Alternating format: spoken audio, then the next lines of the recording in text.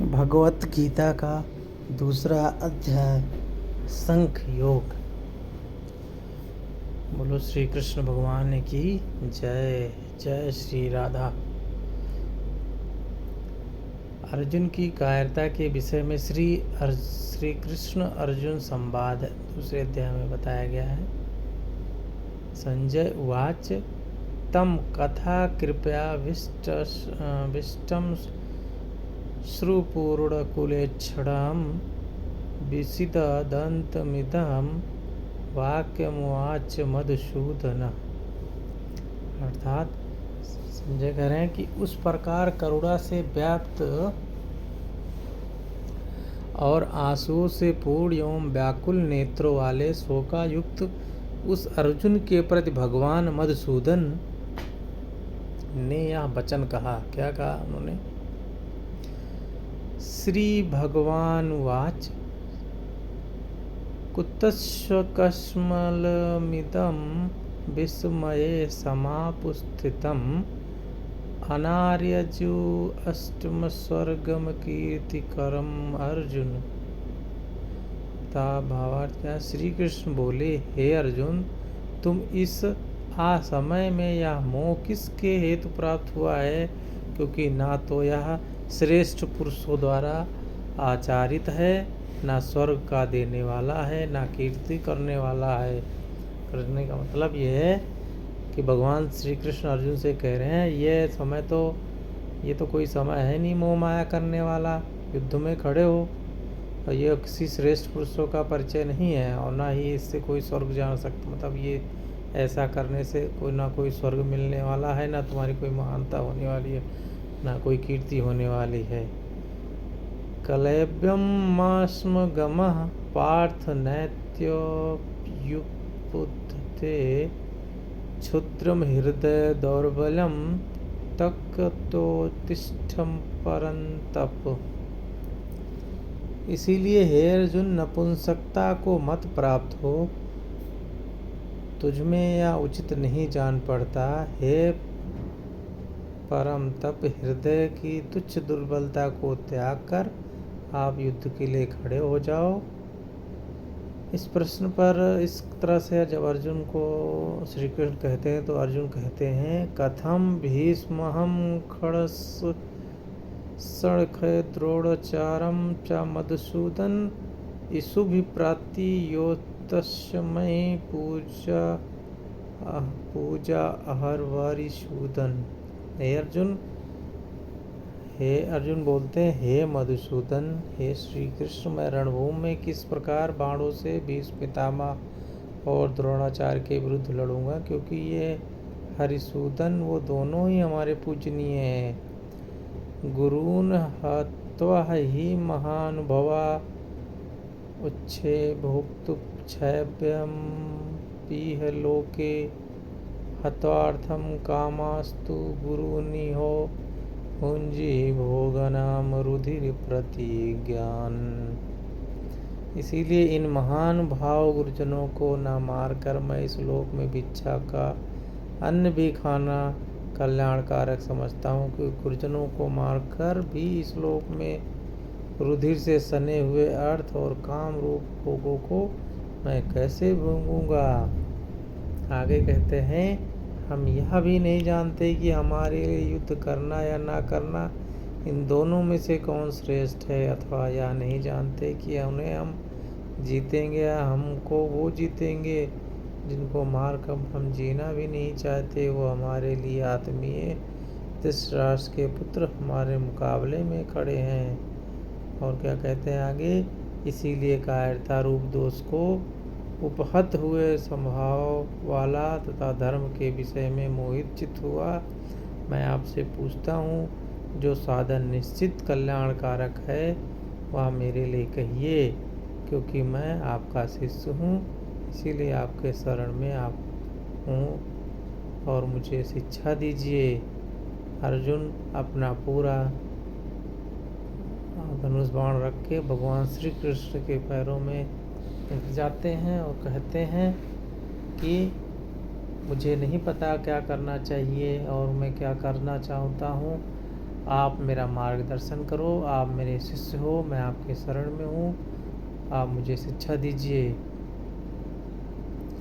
क्योंकि आगे है, कहते हैं क्योंकि भूमि में निष्कष्टक धन धान्य संपन्न राजा को और देवताओं के स्वामित्व को प्राप्त होकर भी उस उपाय को नहीं देखता हूँ जो मेरे इंद्रियों को सुखाने वाले शोक को दूर कर सके।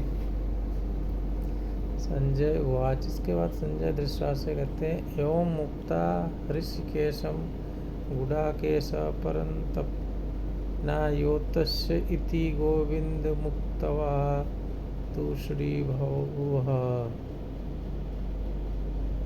संजय बोले, हे राजन, निद्रा को जीतने वाले अर्जुन अंतर्मयी श्री कृष्ण महाराज के प्रति इस प्रकार कहकर फिर गोविंद भगवान से युद्ध नहीं करूंगा क्या अस्पष्ट कहकर चुप हो गए हैं। संजय कह रहे हैं कि धृतराष्ट्र से, हे राजन, जो निद्रा को भी जीतने वाले अर्जुन निद्रा को जीतने वाले हैं, वो श्री कृष्ण से ये कह रहे हैं कि मैं शोक का कुल हूँ, मैं युद्ध नहीं करूँगा। उन्होंने स्पष्ट रूप से भगवान को बता दिया कि मैं युद्ध नहीं कर पाऊंगा। महाभारत। इसके बाद कहते हैं, हे भारतवंशी धृतराष्ट्र, अंतर्मयी श्री कृष्ण महाराज दोनों सेनाओं के बीच में शोक करते हुए उस अर्जुन को हंसते हुए यह वचन बोले। क्या बोले? गीता शास्त्र का अवतरण। श्री भगवान मुआच। श्री भगवान मतलब भगवान श्री कृष्ण के मुख से निकलता है, अशोचायान अशोचतस्य त्वं प्रज्ञावादस्य भाषसे गीतासून गातासुच नान सोचन्ति पंडिता। हे श्री भगवान बोले, हे अर्जुन, तू न शोक करने योग्य मनुष्यों के लिए शोक करता है, पंडितों के वचनों को कहता है, परंतु जिनके प्राण चले गए हैं उनके लिए, जिनके प्राण नहीं गए हैं उनके लिए भी पंडित जन शोक नहीं करते। मतलब बुद्धिमान लोग, पंडित जन का मतलब बुद्धिमान लोग इस बात का शोक नहीं करते कि कौन चला गया, कौन नहीं चला, कौन जाने वाला है, किसकी प्राण जाने वाला है, इसके लिए शोक नहीं करते हैं। न तो वहम जातु नासाम न तुम नेमो जनादिपिता न चयो भविष्यामि सर्वे वासमत परम। ना तो ऐसा ही है कि मैं किसी काल में नहीं था, न तू नहीं था, अथवा ये राजा लोग नहीं थे, और ना ही ऐसा है कि इससे आगे हम सब नहीं रहेंगे। देहिनोऽस्म्यन्यथा देहे कौमारं यौनं जरा तथा देहांत प्राप्त धीरशस्त्र न मुह्यति। जैसे जीवाश्म को इस देह में बालकपन, जवानी और वृद्धावस्था होती है, वैसे ही अन्य शरीर की प्राप्ति होती है। उस विषय में धीर पुरुष मोहित नहीं होता है।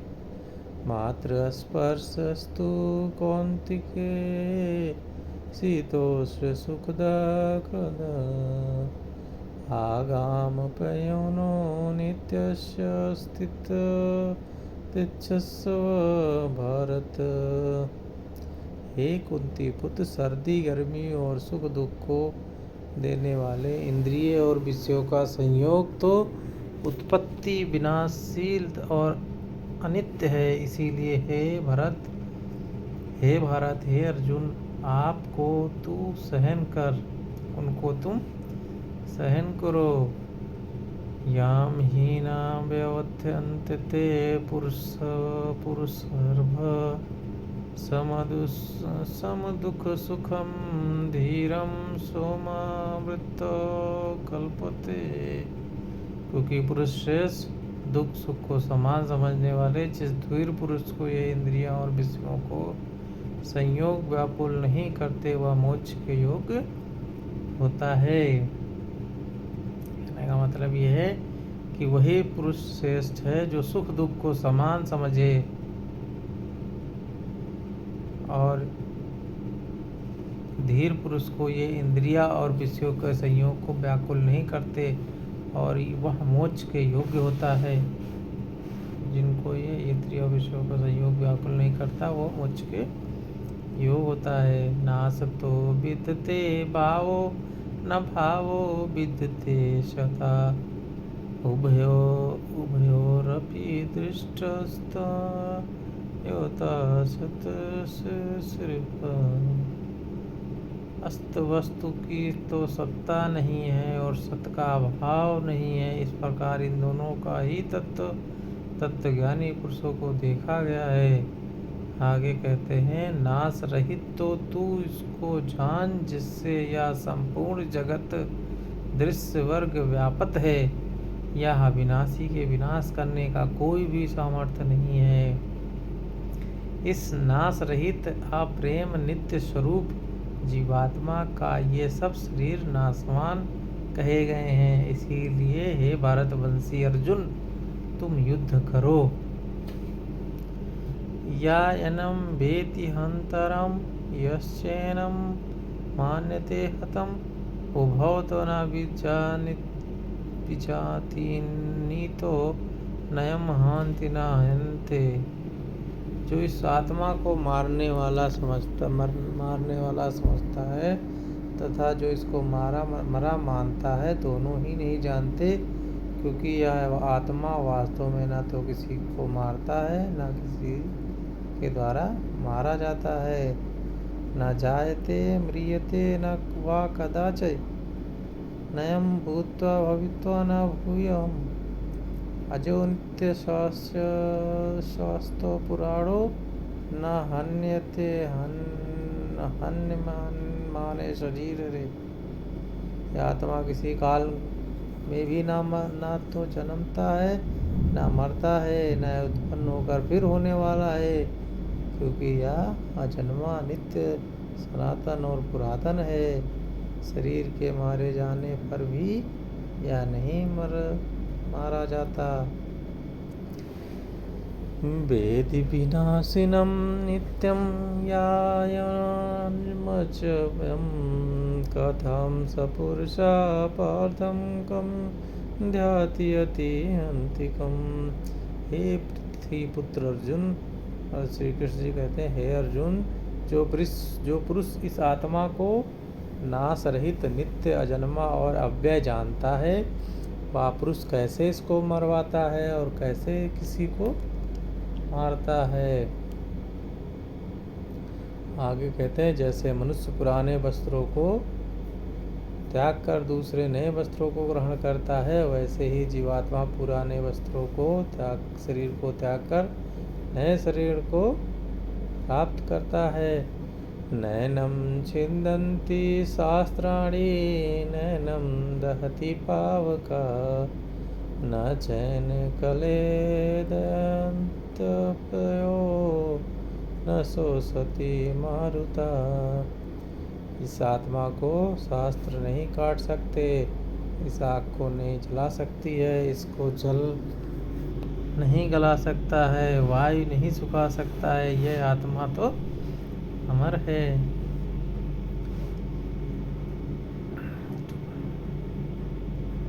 आगे कहते हैं क्योंकि आत्मा अक्षेप है, यह आत्मा अध्यय है, निसंदेह अवशेष है तथा यह आत्मा नित्य सर्वव्यापी अचल स्थिर रहने वाला है और सनातन है।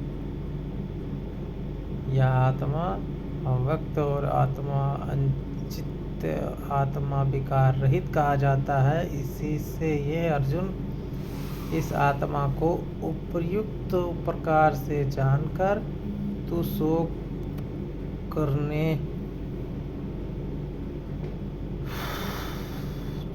करने के योग्य नहीं है, अर्थात तुझे शोक करना उचित नहीं है।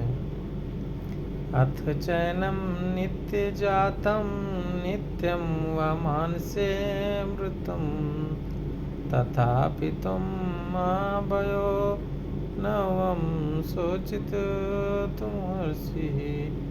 किंतु क्या कहते हैं, किंतु यदि तुम इस आत्मा को सदा जन्मे वाला तथा सदा मरने वाला मानता है तो भी महाबहो तुम इस प्रकार शोक करने के योग्य नहीं हो। हे अर्जुन, तुम इस प्रकार से शोक मत करो। जातस्य हि ध्रुवो मृत्यु ध्रुवं जन्म मृतस्य च तस्मादिपरिहार्यर्थेन त्वं सोचेतुं हर्षि।